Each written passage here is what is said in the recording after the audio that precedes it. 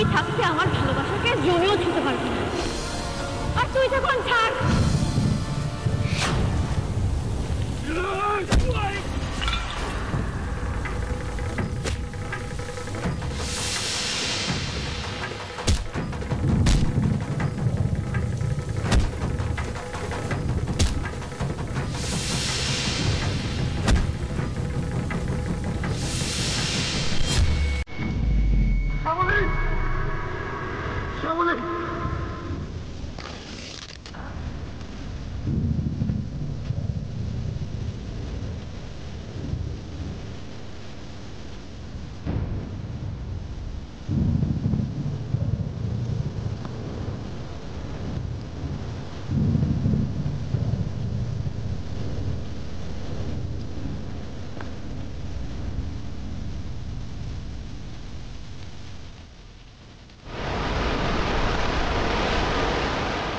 কেউ আছেন?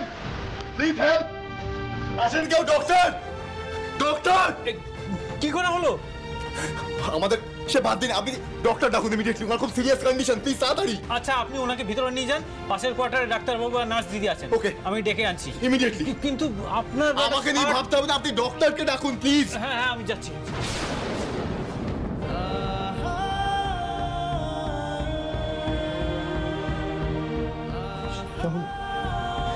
শ্যামলী, আপনার কিচ্ছু হবে না, কিচ্ছু হবে না আপনার। এক্ষুনি ডক্টর চলে আসবে, কিচ্ছু হবে না আপনার। শ্যামলী, কি ডক্টর, এরকম কি করে হলো? আসলে একটা ছিনতাইকারী দল আমাদের উপর হামলা করে, আমার উপর তরোয়াল দিয়ে অ্যাটাক করতে চায়। মাঝখান থেকে ও ঢুকে যায় আমাকে সেভ করার জন্য।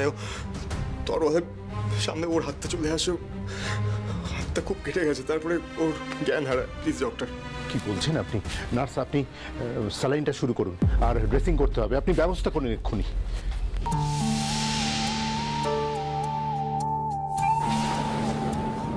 আমি থাকতে আমার ভালোবাসাকে জমিও ছুতে পারবি না।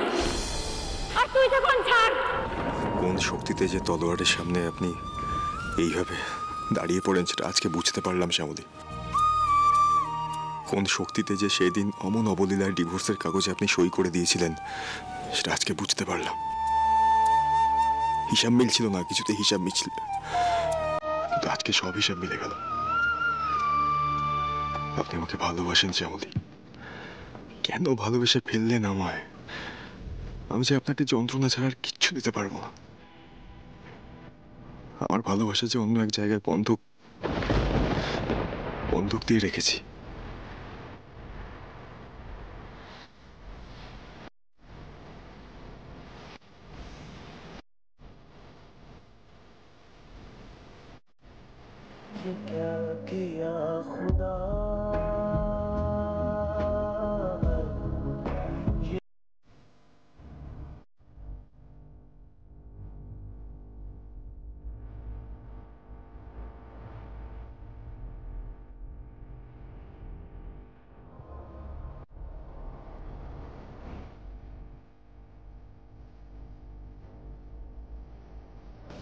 এই তো জ্ঞান ফিরে আসছে। আপাতত আর ভয়ের কিছু নেই, আমি আসছি। Thank you doctor.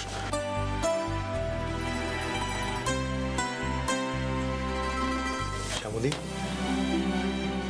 শ্যামলী, ঠিক লাগছে একটু? দেখ,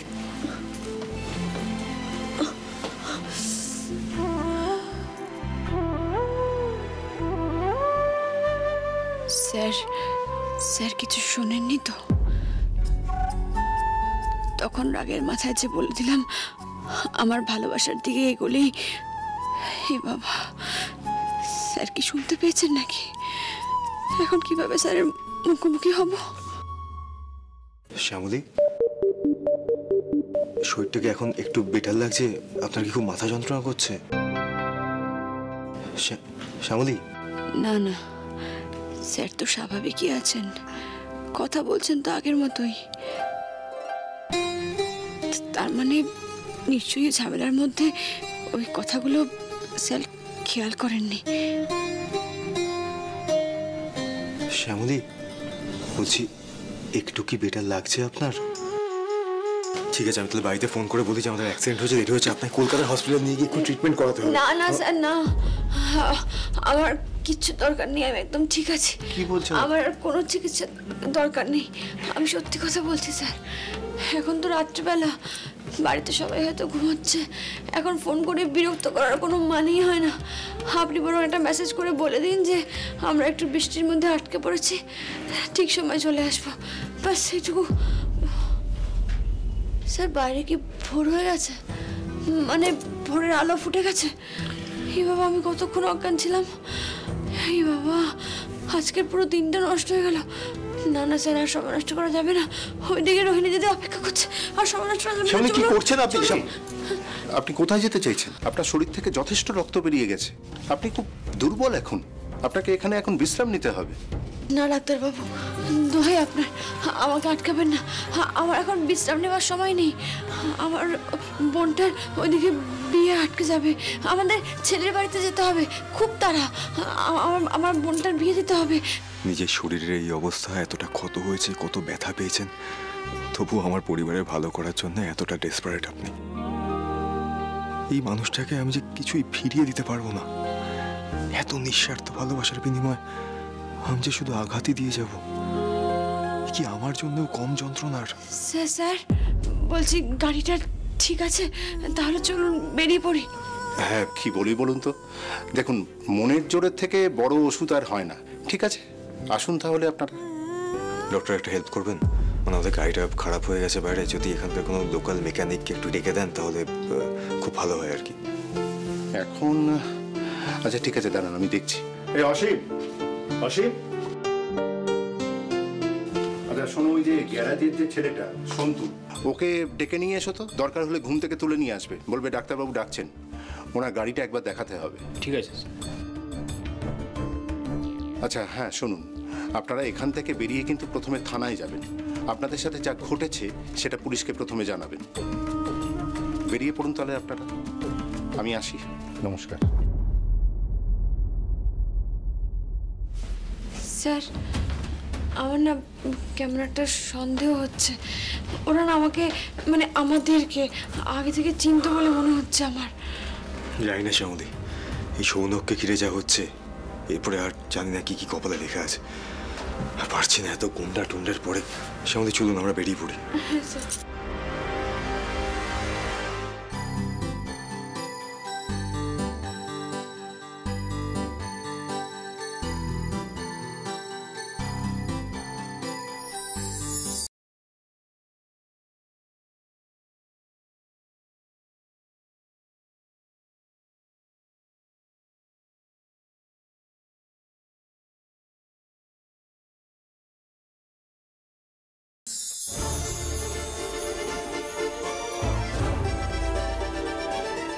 না, বাড়ি ফিরেই শ্যামলীর সাথে আমাকে এই ব্যাপারে কথা বলতে হবে।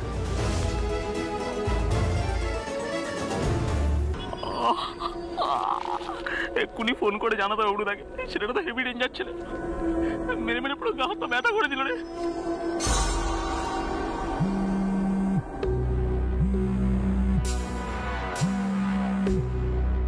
হ্যাঁ, কাজ হয়েছে? না দাদা, আমরা পারিনি দাদা। পারিসটি মানে? তোরা তো ফুল পেমেন্ট নিলি, এতজন মিলে গিয়ে কি করে মিস হলো? মিস নয় দাদা, আমরা তো ধরেই ফেলেছিলাম। আমি তো সোনা সোট সব কিছু নিয়ে গেছিলাম, কিন্তু ছেলেটার গায়ে হেভি জোর দাদা, পুরো মেরে মেরে আমরা পাট পাট করে ফেলেছি। ইডিয়েট! তোরা দাঁড়িয়ে দাঁড়িয়ে মার খেলি ওখানে? সব কটা ইউজলেস আমি কাজ করতে পারিয়েছি, তোরা এতজন মিলে কিচ্ছু করতে পারলি না? কি আবার হবে? আবার ফেল করেছে, কিচ্ছু করতে পারেনি? হ্যাঁ বল। দাদা বলছিলাম, তুমি যদি বলো আমি আরেকবার চেষ্টা করে দেখতে পারি। হ্যাঁ, একদম না। একটা অ্যাটেম্পটে যখন ফেল হয়ে গেছে তখন আর কিচ্ছু করার দরকার নেই। শোন, এখন কিছু করতে গেলে ওরা সন্দেহ করবে তোরা সুপারি কিলার। তোরা তো ফাঁসবি, উল্টা আমাকেও ফাঁসাবি। শোন, তোরা কাজ কর, তোরা এখন ফিরে যা, আবার সুযোগ পেলে আমি জানাবো। আচ্ছা দাদা, সেটা আমাদের হেভি পিটিয়েছে, আমরা কিন্তু বদলা নেবো দাদা। ওকে আমি ছাড়বো না দাদা, শেষ আমি দেখে ছাড়বো, দেখবে দাদা। ইডিয়েট। হ্যালো দাদা, দাদা শুনছো? Hello hello. বারবার বারবার বেঁচে যাচ্ছে ওরা, এতজন মিলে এত ওয়েপন নিয়ে গেল, কিচ্ছু করতে পারলো না। এই তৃষা, একটা জিনিস খেয়াল করেছো? ওই অনি আর শ্যামলী একসঙ্গে থাকলে ওদেরকে বাগে আনতে পারছি না আমরা, কিছুতেই বাগে আনতে পারছি না। কিন্তু না, তা বলে তো হবে না, না তা বলে কি করে হবে? ওদের শেষ না করলে তো আমিও উপরে উঠতে পারবো না। না, আর ফেল করতে পারি না আমি, আমায় কিছুটা করতেই হবে, আমাকে শেষ করতেই হবে। প্লিজ প্লিজ, আচ্ছা ঠিক আছে ঠিক শেষ আছে করতে হবে। ঠিক আছে, তুমি এখন একটু শান্ত হও, আমরা সব করব, আমরা করব সব কিছু। আমাদের তো হাতের বাইরে সবকিছু বেরিয়ে যাচ্ছে না এখনই। প্লিজ অরুণাভ, আমি তোমাকে বারবার বলছি, এখন কটা দিন আমাদের একটু চুপ করে থাকতে হবে। তুমি প্লিজ এখন এটা নিয়ে ভেবো না, সুযোগ আমাদের ঠিক আসবে, আর যখন সে সুযোগ আসবে চোখ বুঝে কোপ মারবো আমরা।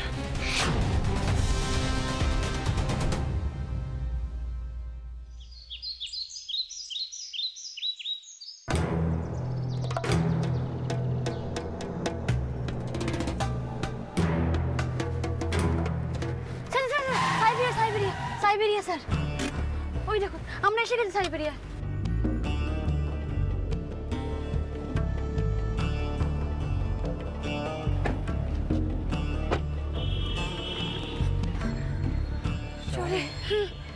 সাইবেরিয়াতে পৌঁছে তো গেলাম, কিন্তু এত বড় গ্রাম শ্যামলী, কোত্থেকে খোঁজাটা শুরু করবো তাতে বুঝতে পারছি না।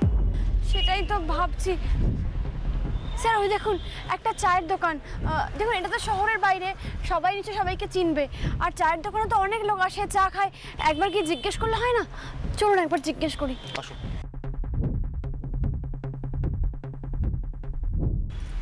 দাদা, বলছি যে এখানে এই সাইবেরিয়াতে সৌনক বলে কাউকে চেনেন? সৌনক? সৌনক? সৌনক? হ্যাঁ। সৌনক না, এই নামে তো কাউকে আমরা চিনি না। আচ্ছা, ওর বাবার নাম কি? ওর কি কোনো ডাক নাম আছে? দেখুন দাদা, এত কিছু তো বলতে পারবো না, তবে আমাদের থেকে বয়সে ছোট, লেখাপড়ায় খুব ভালো, কলকাতায় অনেকদিন ছিল। দাদা, এখানে তো বেশিরভাগ ছেলেমেয়ে উচ্চ মাধ্যমিক অবধিই পড়ে। যারা কলেজে যায় তাদের প্রত্যেককে আমরা চিনি, মানে এখানে আমরা সবাইকেই চিনি, কিন্তু সৌনক না দাদা, এই নামে কেউ এখানে থাকে না। স্যার স্যার, ছবিটা আপনার পকেটের ছবিটা। দাদা একবার দেখুন তো, এনার কথা বলছি, এনাকে চিনতে পারছেন?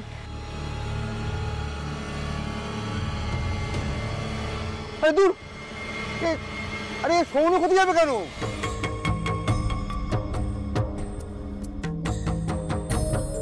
তখন থেকে আপনারা সৌনক করে যাচ্ছেন। আর এ তো অভিজিৎ, গ্রামের বাচ্চাদের গিটার শেখায়। ধরুন, এখান থেকে সোজা চলে যান, এই নাক বরাবর চলে যাবেন, 3 রাস্তায় মোড় পড়বে, তার ডান দিকে এগোবেন, গানের ভুবন লেখা আছে, ওই বাড়িতেই যাবেন।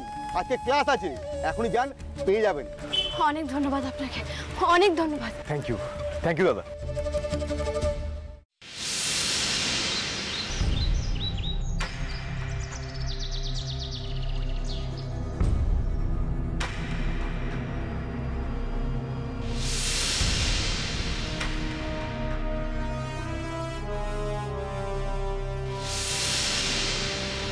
এই তো স্যার, গানের ভুবন, এটাই তো সোনু দাদার বাড়ি। সোনু দাদা না, কি জানো, অভিজিৎ দাদা, অভিজিৎ দাদার বাড়ি। চলুন তো একবার গিয়ে দেখি।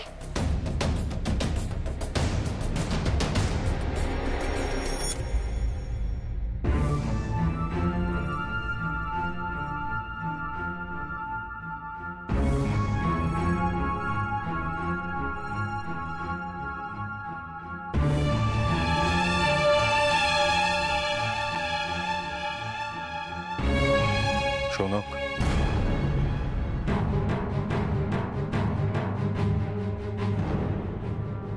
সরি, আপনারা কাউকে খুঁজছেন? খুঁজছিলাম, সৌনককে খুঁজছিলাম, এখন পেয়ে গেছি। কথা বলি? না মানে আপনারা হয়তো ভুল জায়গায় এসেছেন। আমি অভিজিৎ, আমি এখানে ক্লাস করাই।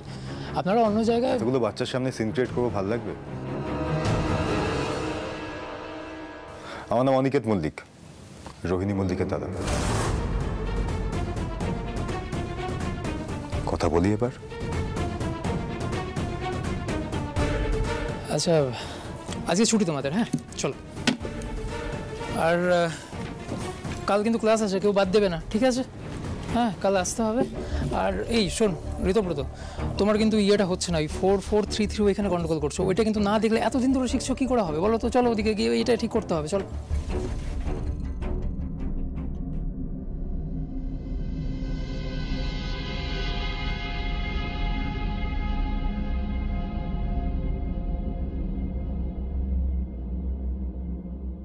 কি হলো? কোনো আওয়াজ পাচ্ছি না কেন? স্যার একবার বাইরে গিয়ে দেখি চলুন তো।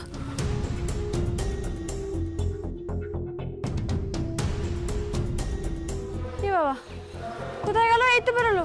ও পালিয়েছে, বেশি দূর এখন যেতে পারেনি শ্যামলী। এক কাজ করুন, আপনি এদিকে যান, আমি ওদিকে দেখছি।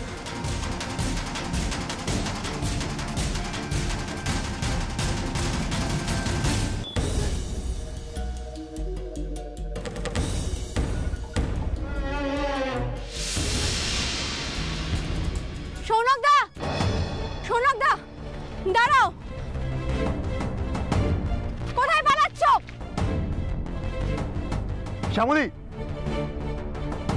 দাঁড়াও, কোথায় পালাচ্ছ? এই দাঁড়াও দাঁড়াও দাঁড়াও, পালাচ্ছ কোথায়? কি হলো? কোথায় পালাচ্ছিলে বলো? কোথায় পালাচ্ছ তুমি? হ্যাঁ শ্যামলী, পালাচ্ছ কোথায় তুমি? শ্যামলী, শ্যামলী কি করছেন কি? এটা ওর পাড়া, আমরা বেপাড়ার লোক, শান্ত হন। তাতে কি হয়েছে? ওর পাড়ার লোক আসলে আমিও বলবো, ও কি করেছে আমিও বলবো। একটা মেয়েকে ঠকিয়েছে। তুমি তো খুব ভালো আছো, নিশ্চিন্তে আছো, এই তোমার লজ্জা করে না? তোমার এত বড় সাহস, তুমি এখানে নিশ্চিন্তে বাচ্চাদের গান শেখাচ্ছ, নিশ্চয়ই বিয়ে ফিয়ে করে খুব সুখে আছো। ওদিকে আমার বোনটা 5 বছর ধরে কষ্ট পাচ্ছে, যন্ত্রণা পাচ্ছে, তোমার অপেক্ষা করছে। লজ্জা করে না তোমার? হ্যাঁ স্যার, স্যার দাঁড়িয়ে থাকবেন না, ওকে পুলিশে দিন। ঠক একটা, ওকে ধরে নিয়ে যাক, এক্ষুনি ধরে নিয়ে যাক ওকে। তোমার এগেইনস্টে আমি অফিশিয়াল পুলিশ কমপ্লেন করবো। শোন, ইউ আর ফ্রড। আমার বোনের সঙ্গে তুমি বিয়ে করে তাকে ছেড়ে দিয়ে চলে এলে, এখন নিশ্চিন্তে এখানে। আমার বোন এতগুলো বছর ধরে যে কষ্টটা পেয়েছে তার প্রত্যেকটা হিসাব আমি তোমাকে। না না প্লিজ, পুলিশে বলবেন না প্লিজ। আমি সত্যি বলছি, আমি রোহিণীকে ভালোবাসি, আমি ওকে কষ্ট দিতে চাইনি, কিন্তু কি করবো, আমার ফিরে যাওয়ার কোনো উপায় নেই। কেন উপায় নেই? কেন? একটা মেয়ের মাথায় সিঁদুর দিয়ে তার দায়িত্ব না নিয়ে সেখান থেকে পালিয়ে এসে নিশ্চিন্তে এখানে বাচ্চাদের গান শেখাচ্ছ, আর বলছো উপায় নেই? বলছি সব বলবো আপনাদের, কিন্তু এত কথা রাস্তার মাঝখানে দাঁড়িয়ে বলাটা ঠিক নয়। আপনারা আমার বাড়ি চলুন প্লিজ, প্লিজ আসুন।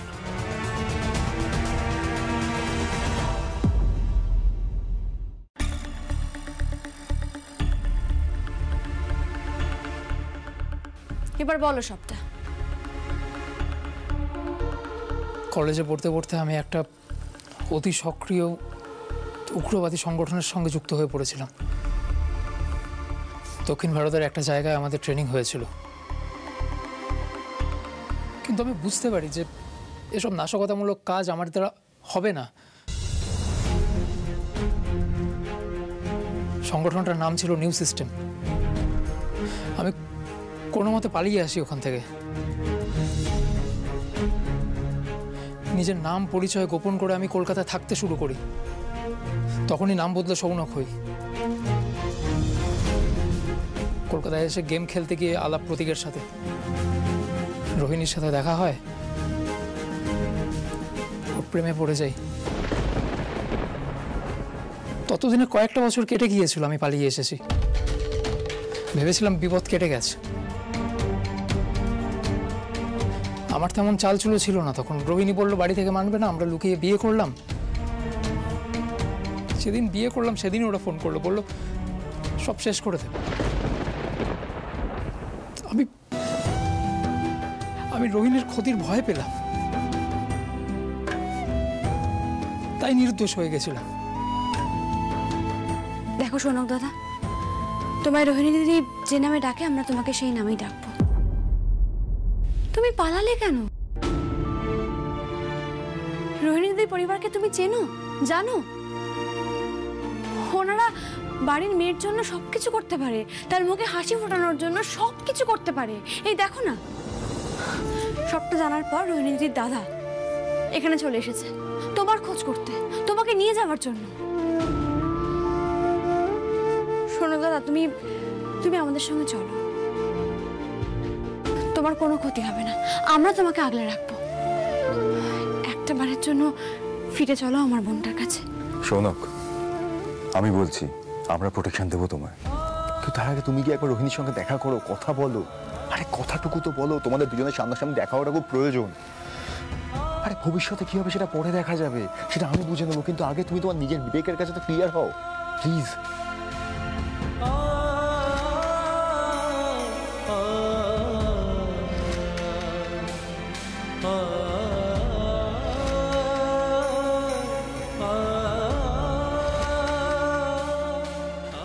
বেশ, আপনারা যখন অভয় দিচ্ছেন তাহলে চলুন রোহিণীর সাথে দেখা করি।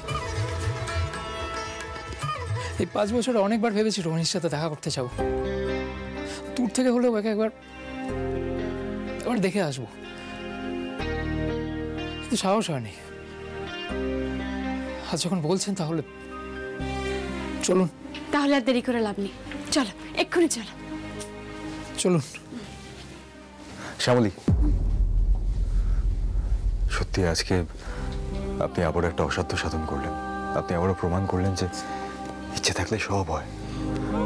আজকে আপনার জন্য আমার বোনের মুখটা এবার হাসি ফুটবে। তাহলে সেই হাসিটা তো আমাদের দেখতে হবে, তাই না? তাড়াতাড়ি চলুন।